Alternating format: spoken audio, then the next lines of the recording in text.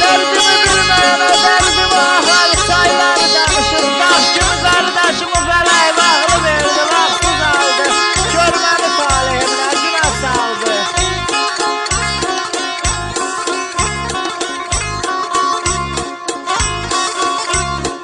Özümdə varım dərd yüküm bir yana qaldı.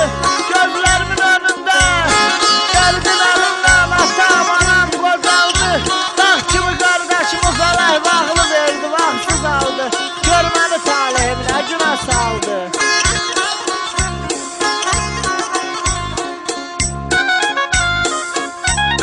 Asiman, demirəm dərdimiz öl. Sadəcə bil, mən ölsəm narəsi çəkəndə. Dərdimi batamaya çıxan günə, yaxan axşama atılan sabaha söylə. Dağ kimi qardeşimi felay bağlı verdi, vaxtsız aldı. Görməni talihimlə günah saldı.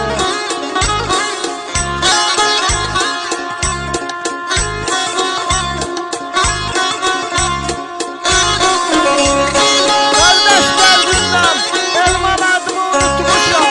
Qaydanın adamına uzaq durmuşam. Fələyin adamına düşmüşəm.